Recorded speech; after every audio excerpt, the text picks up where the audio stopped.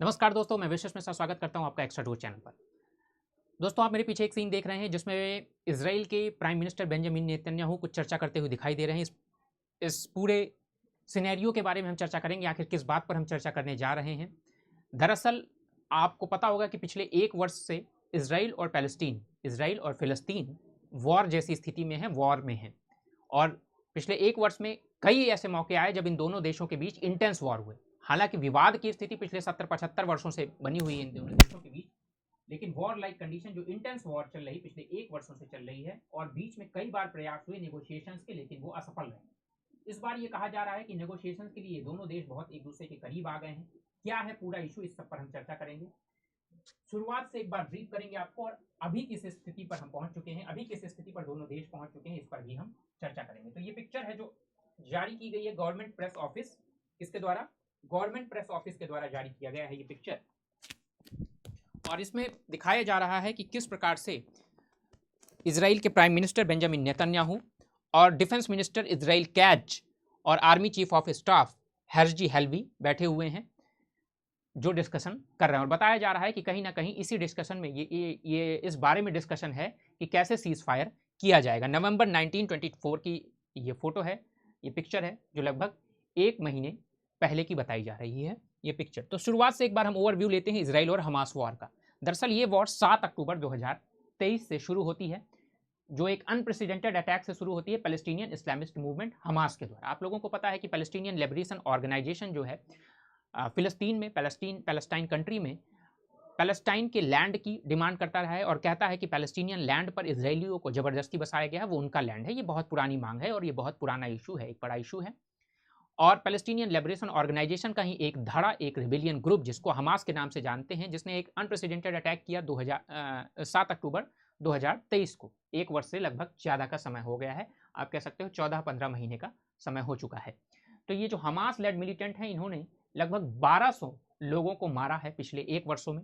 1200 लोगों को मारा है और लगभग 250 लोग एब्डक्ट कर लिए गए हैं, बंधक बना लिए गए, हॉस्टेजेस बना लिए गए, ठीक है, जो इजरायली अमेरिकन लोग हैं। लगभग 250 लोगों को since then more than 100 hostages have been freed. लेकिन उसके बाद से इन जो 250 लोगों को बंधक बनाया गया उसमें से 100 से अधिक लोगों को छुड़ाया भी गया है डिफरेंट टाइम्स पर नेगोशिएशंस के थ्रू, इन दोनों देशों के बीच बातचीत के थ्रू, इन ग्रुप्स के बीच बातचीत के थ्रू 100 लोगों को लगभग छुड़ाया भी गया है।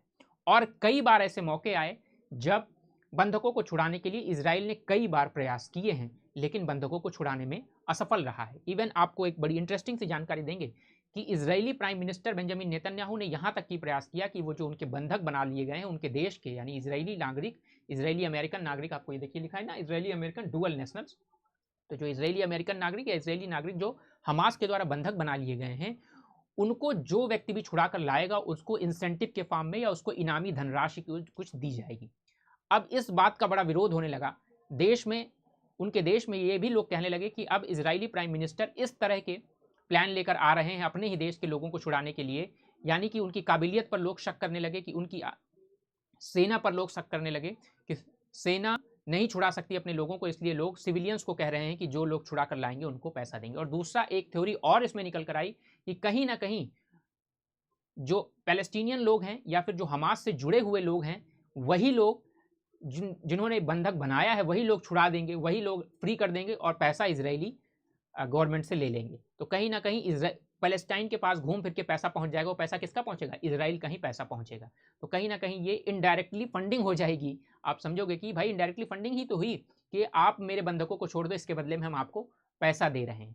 तो इस तरह का भी प्लान आया, यानी कि इजराइल ने भरपूर कोशिश की कि अपने बंधकों को छुड़ा ले। हर देश अपने बंधकों को छुड़ाने का प्रयास करता है, किसी भी देश के बंधक हों, लेकिन नेगोशिएशंस के थ्रू, डिप्लोमेटिक एफर्ट्स के थ्रू, इस तरह के एफर्ट्स के थ्रू, इंसेंटिव और प्राइज मनी के थ्रू, लेकिन सफल नहीं हुआ। लेकिन इस बार कहा जा रहा है कि ये बहुत करीब आ गए हैं देश और हमास के साथ, इजराइल और हमास काफ़ी करीब आए हैं एक प्लान को फाइनलाइज करने के लिए, एक डील को फाइनलाइज करने के लिए। इसमें कहा जा रहा है कतर और इजिप्ट, यानी मिस्र और कतर जो देश हैं, उन्होंने मीडिएशन यानी मध्यस्थता की भूमिका निभाई है, वो मेन मीडिएटर बन के उभरे हुए हैं इस डील को फाइनलाइज करने में। तो 2 इशू हैं, हॉस्टेजेस को छुड़ाना और ये जो लड़ाई चल रही है इस लड़ाई को बंद करना, सीज फायर एग्रीमेंट करना। सीज फायर का मतलब जो लगातार दोनों तरफ से गोला बारूदों की एक धड़ा एक तरफ से अटैक करता है और उसका रिटेलिएशन होता है दूसरी तरफ से। तो ये जो लगातार लड़ाई चल रही, इस लड़ाई को रोक देना है, किसी भी प्रकार की कोई गोलाबारी ना हो, ये रोक देना और हॉस्टेजेस को छुड़ाना, 2 मुद्दे हैं और दोनों मुद्दों पर यह कहा जा रहा है कि अब ये बहुत करीब पहुंच गए हैं इस इशू को फाइनलाइज करने के लिए। ठीक है,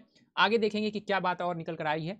इजराइल के रिस्पॉन्ड में जो इजराइल ने हमले किए हैं उसमें लगभग 45,000 लोग और मोस्टली सिविलियंस मारे गए हैं पैलेस्टीन के। और आपको बता दूं कि इजराइल पर आरोप भी लगे कि उन्होंने सिविलियंस को मारा, उन्होंने सिविलियंस को टारगेट किया, उन्होंने अस्पतालों को टारगेट किया, उन्होंने एम्बुलेंसेस को टारगेट किया। और इन्हीं सब की वजह से आपको पहले भी मैंने बताया कि इंटरनेशनल क्रिमिनल कोर्ट आईसीसी के नाम से जिसको आप जानते हैं, उसने इजरायली पीएम, इजराइल के प्रधानमंत्री बेंजामिन नेतन्याहू के खिलाफ एक अरेस्ट वारंट भी जारी किया कि जो लड़ाई के नियम होते हैं, जो रूल्स ऑफ वॉर्स होते हैं, उनको आपने नहीं फॉलो किया है, आपने सिविलियंस पर अटैक किया, आपने हॉस्पिटल्स पर अटैक किया, आपने एम्बुलेंसेस पर अटैक किया है, जो बहुत गलत है। और आप कह सकते हो कि इसको मानवता के विरुद्ध एक अपराध है जो आपने किया। इसके लिए उनके खिलाफ अरेस्ट वारंट भी जारी किया गया था।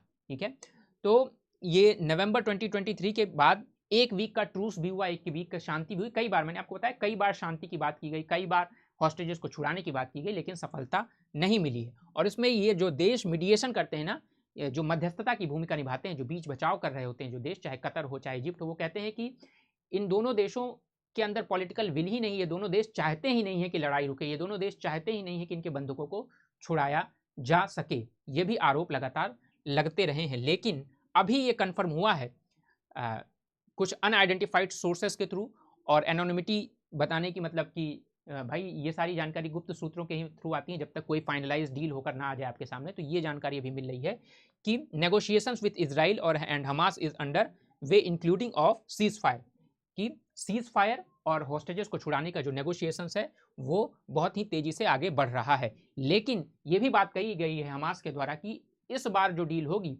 वो फाइनल डील होनी चाहिए। ऐसा नहीं कि हम गाजा में लड़ाई रोक दें या एक किसी फ्रंट पर लड़ाई रोक दें और दूसरे किसी फ्रंट पर नई लड़ाई शुरू हो जाए। तो किसी भी प्रकार की कोई लड़ाई नहीं होनी चाहिए। इस तरह की डील फाइनलाइज कीजिए जिससे सभी प्रकार की लड़ाई रुकनी चाहिए। और उन्होंने ये भी आरोप लगाए हैं बेंजामिन नेतन्याहू के खिलाफ कि कई बार हमने डील फाइनलाइज की है, लेकिन नेतन्याहू ने सीज फायर के 48 घंटे के बाद, सीज फायर के 72 घंटे के बाद ही उस डील को तोड़ दिया है। तो अब आगे आने वाले समय में ऐसा नहीं होना चाहिए कि डील टूट जाए।